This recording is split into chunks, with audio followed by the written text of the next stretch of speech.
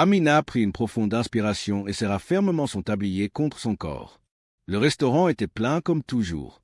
Il était presque 22 heures et il lui restait encore quelques heures avant de pouvoir enfin rentrer chez elle. Les lumières jaunes se reflétaient sur le sol poli et l'odeur de nourriture mélangée à celle du café remplissait la pièce. Elle était déjà habituée au rythme épuisant du travail. Être serveuse n'a jamais été son rêve, mais c'était ce qui lui permettait de payer les factures, au moins jusqu'à ce qu'elle trouve quelque chose de mieux. Au milieu de la cohue, un homme entra discrètement dans le restaurant et choisit une table dans un coin. Amina remarqua qu'il portait des vêtements simples, un sweatshirt bleu et une casquette. Il semblait éviter d'attirer l'attention sur lui. Pourtant, il y avait quelque chose chez lui qui lui semblait familier. Elle s'approcha en souriant professionnellement. « Bonsoir, monsieur. Puis-je prendre votre commande ?» L'homme leva les yeux et répondit d'une voix douce. « Oui, s'il vous plaît. Une assiette de pâtes et un jus d'orange. » Amina prit note et continua son travail. Lorsqu'elle apporta la nourriture et le jus, elle remarqua que l'homme avait l'air mal à l'aise. Il fouilla dans ses poches à la recherche de quelque chose. Puis, avec un regard morne, il leva les yeux et dit « Je suis désolé, j'ai l'impression d'avoir oublié mon portefeuille. » Amina cligna des yeux de surprise. Son patron avait déjà clairement fait savoir qu'il ne tolérait pas ce genre de situation. « Ne mange gratuitement ici », avait-il déclaré. Mais quelque chose dans l'humilité de cet homme la touchait. Il n'essayait pas de la tromper. Sans réfléchir à deux fois, elle sortit son propre portefeuille et en sortit quelques billets. « Ne t'inquiète pas, c'est pour moi. » Les yeux de l'homme s'écarquillèrent. « Sérieux? Je peux te payer plus tard. » Elle sourit. « Tout va bien. Tout le monde a des mauvais jours. » Il hésita mais finit par accepter. « Merci. Quel est ton nom? »« Amina. »« Amina, merci pour votre générosité. » Elle ne le savait pas, mais elle venait d'aider nul autre que Sadio Mané, l'un des joueurs les plus appréciés de Liverpool et du football mondial. Quelques heures plus tard, à la fin de son quart de travail, le directeur l'appela au bureau. Le sourire amical disparut de son visage dès qu'elle vit l'expression sombre de son patron. « Qu'avez-vous fait aujourd'hui » demanda-t-il en croisant les bras. Amina fronça les sourcils. « Comme ça, vous avez payé la facture d'un client. C'est un abus d'autorité. Ce n'est pas toi qui es responsable ici. » Elle sentit son cœur s'emballer. « Je voulais juste aider. » Il avait l'air d'avoir des ennuis. « Ce n'est pas mon problème, ce n'est pas le tien. Si c'était quelqu'un d'important, il pourrait payer. Ce n'est pas un lieu de charité. » Amina ouvrit la bouche pour argumenter, mais son patron leva la main. « Tu es viré. Prenez vos affaires et partez. » Le choc fut instantané. « Quoi? Mais, sors, Amina. Je ne veux pas entendre d'excuses. » Les larmes lui piquaient les yeux, mais elle ne voulait pas lui donner le plaisir de la voir pleurer. Elle tourna le dos, attrapa son sac et sortit par la porte arrière, sentant un frisson lui parcourir le dos. Elle avait perdu son emploi pour avoir fait quelque chose de bien, ne sachant que faire. Elle marchait sans but dans les rues de la ville, sentant l'humiliation peser sur ses épaules.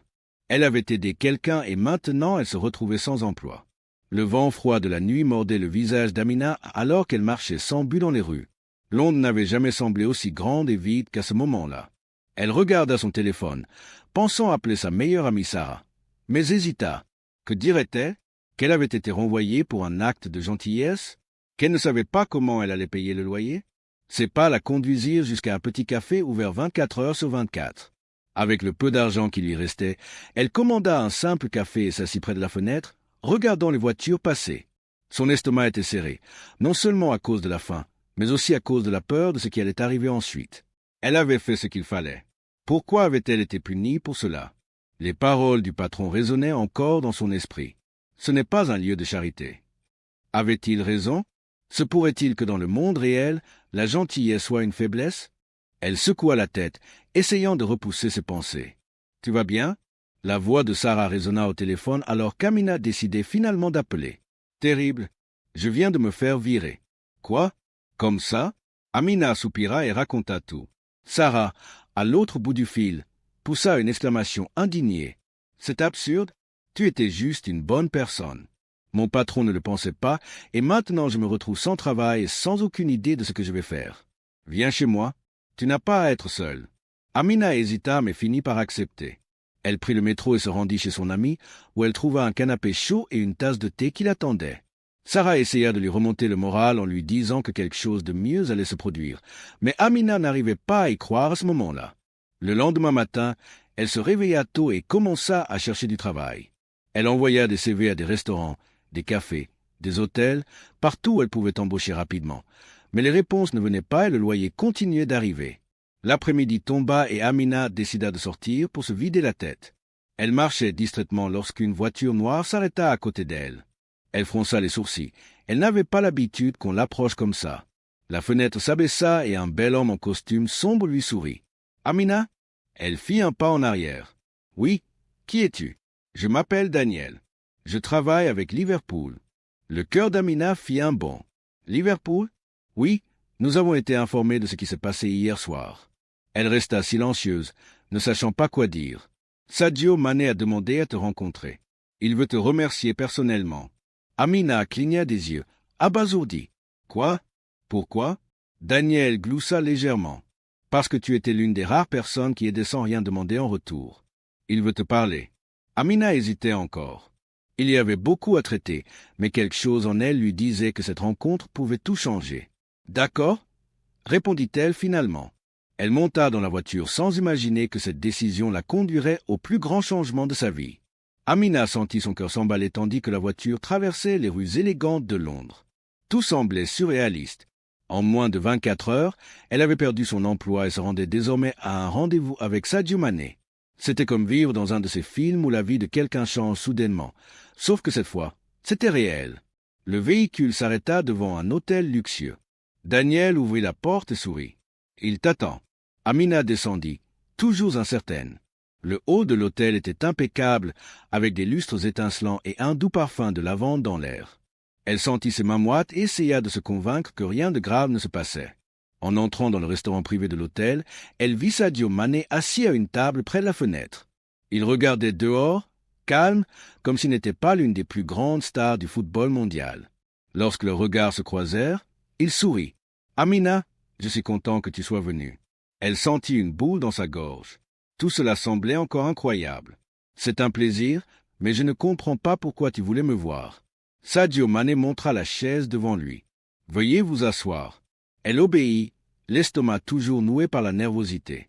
Sadio Mané se pencha un peu en avant et dit « Tu savais qui j'étais cette nuit-là » Amina secoua la tête. « Non, j'ai juste vu quelqu'un qui avait besoin d'aide. » Il sourit, l'air satisfait de la réponse. « C'est le genre de gentillesse dont le monde a davantage besoin.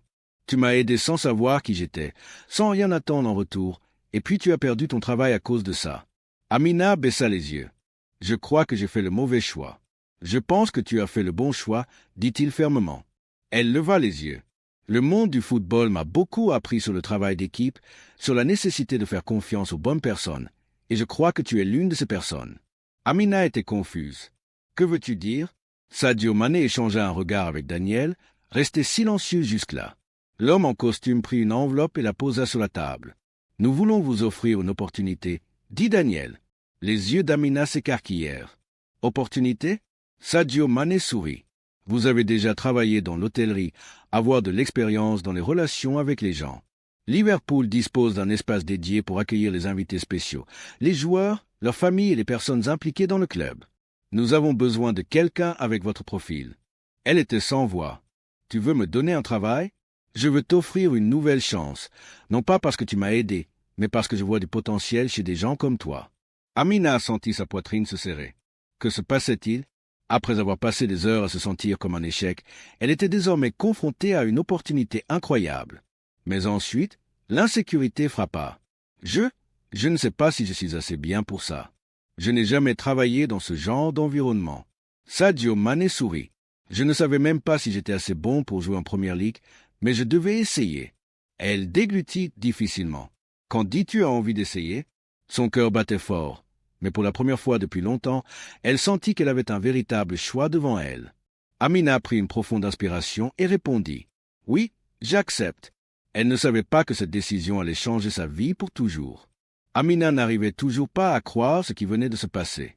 Elle sortit de l'hôtel avec un contrat provisoire sous le bras et un mélange d'émotions tourbillonnant en elle, de la peur, de l'excitation, du doute, mais surtout, elle ressentit de l'espoir.